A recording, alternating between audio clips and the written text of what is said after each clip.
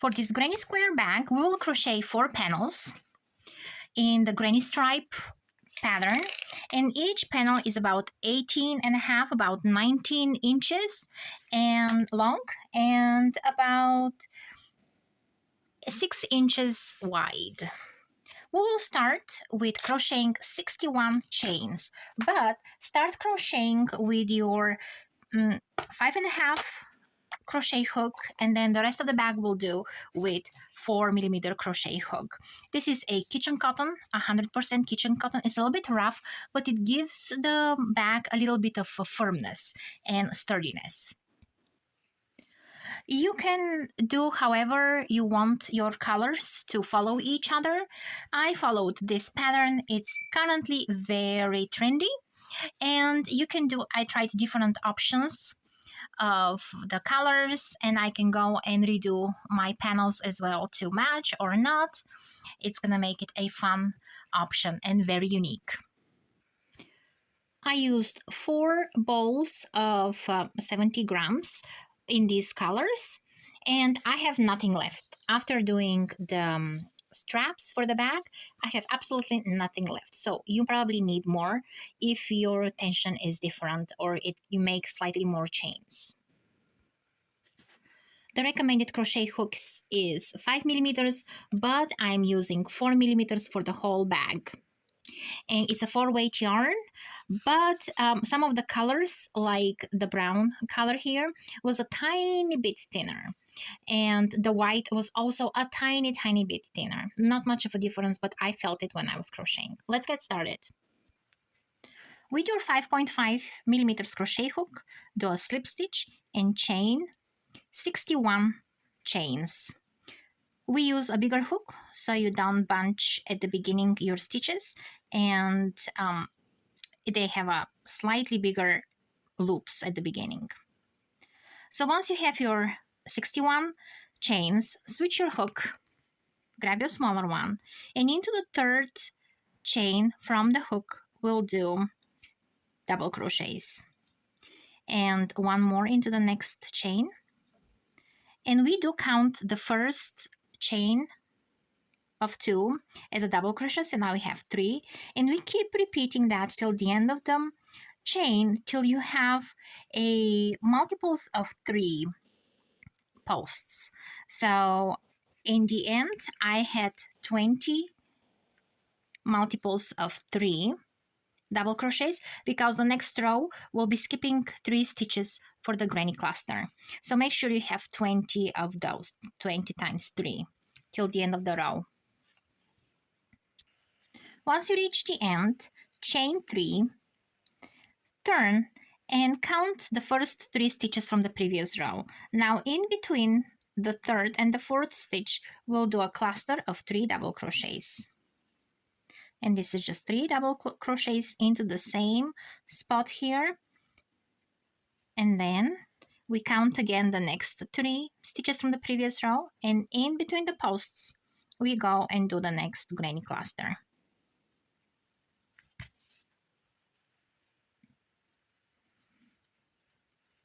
And then we skip again 3 and do the next 3 double crochets. And when you reach the end, you have the last 3 here. Over here into that last chain on top, we have like 3 little strands.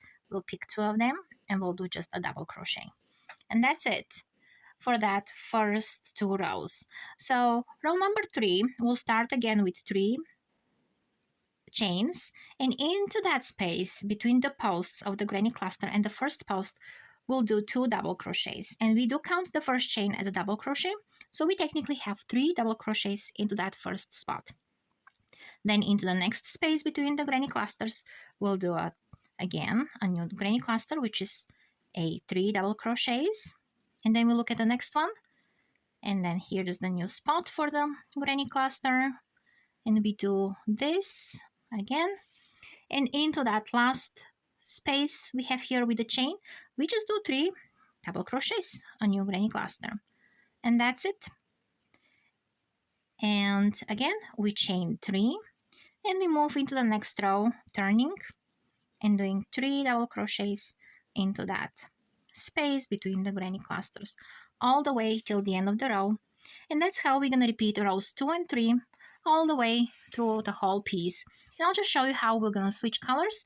When I reached this part, I did not cut the yarn. I just continued here. I ended with the white, and then I added the brown. When I went over here, there was no white to start the new row. So I just came back and I just pulled my yarn up, and then I did the white part again. Even though they both are now facing on the right side, it's okay because we're alternating right side, back side, back side of the stitches. Here we have 2 front sides and 2 back sides, and it's not really a big deal because from far away you cannot even tell that. But if you want to alternate front and back side, you're just gonna have to cut your yarn if you want to alternate each row with different colors. Or we can do 2 rows of the same color, which is fine too. But that's how I did that part. And I cannot even tell the difference from far away. You will know that. Here, when you reach the end and you have to do the last post, don't finish that last stitch. We just yarn over, go through your stitch, and pull through the first 2 loops only and wait. Now get your new yarn, make a slip stitch here, not too tight. Grab the loop and pull it through that last go. And now you can tighten with the tail. And here you can do your 3 chains, turn, and now into that space you'll do the rest of the 2 double crochets for the granny cluster. And then you'll just keep going. And that's it. That's how you're going to change colors into the next row. And here you can cut and you can weave in your ends here. Make sure you make a chain and weave in so it's really secure. And that's how we go for all these 13 rows. Each panel has 13 rows for me. Depending on the colors, how you want to distribute them, that's up to you. And let's make the straps. The straps I did with the leftover yarn, and I just made sure I split that yarn equally between the 2 straps so they make exactly the same length, but different colors. I'm okay with that. I like it being different but having the same stitch. So we're gonna start with a slip stitch here, of course. We want to make that really secure. And chain 6. Now into the second chain from the hook, we'll do single crochets all the way till the end, which is 5 single crochets.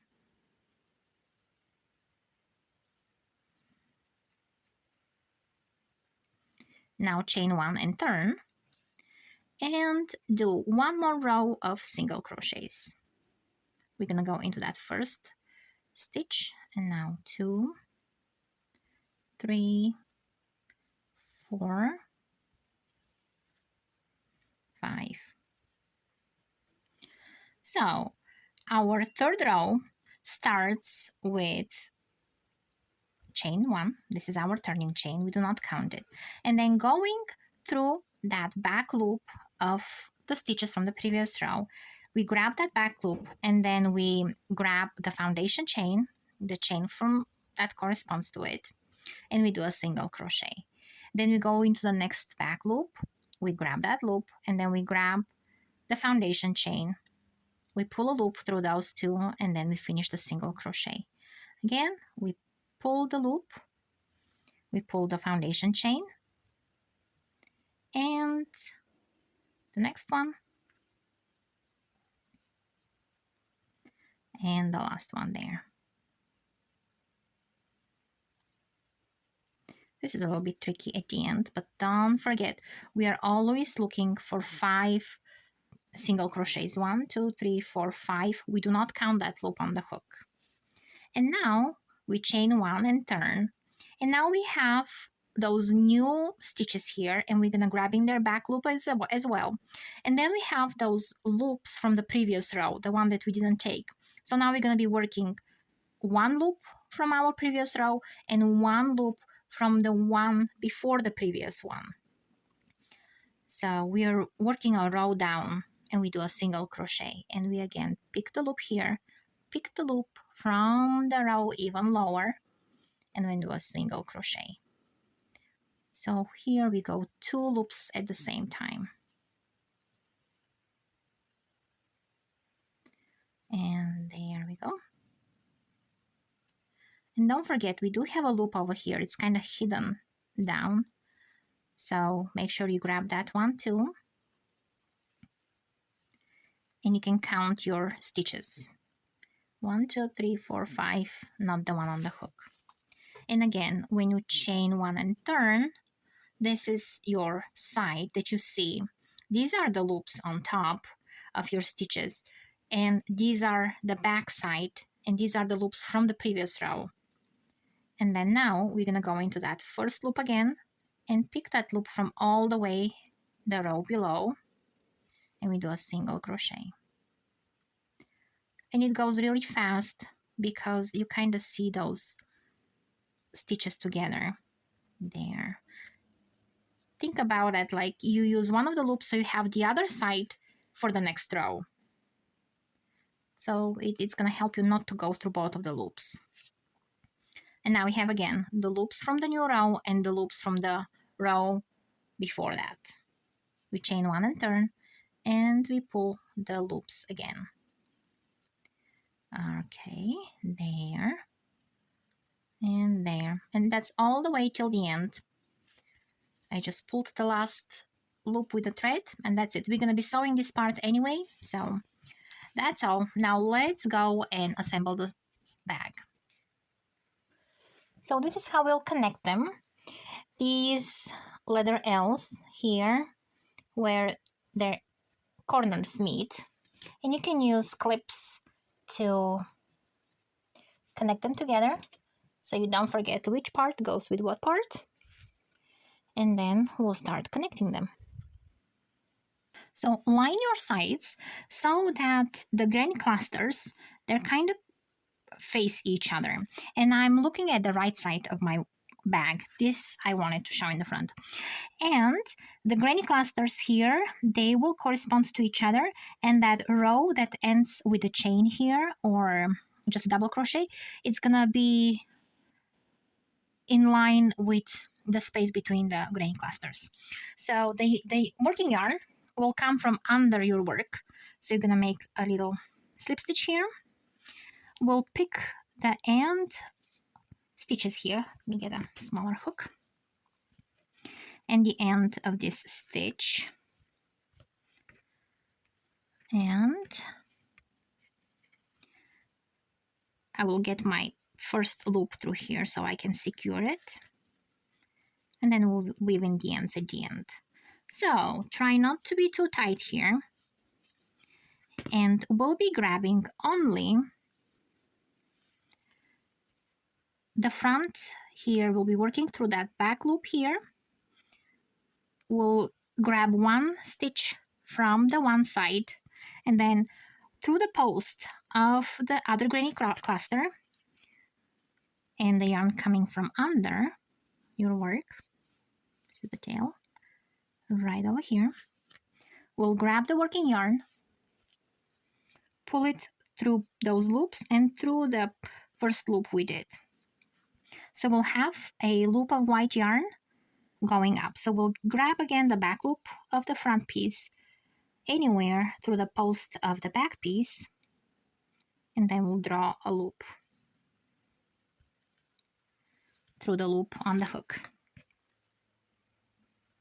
And I put a marker over here. This is where I need to end.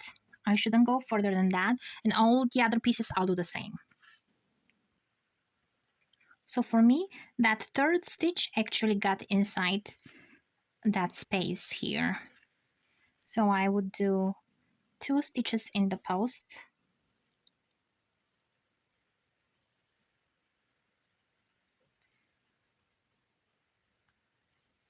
And then the third one will actually go in that space here, in the chain or the double crochet that's by itself. Because now we're gonna have to turn this way. And then you're just gonna match your granny clusters to each other. So make sure you measure how much you have here left on this side, so you can do exactly the same thing everywhere. And here how it starts forming.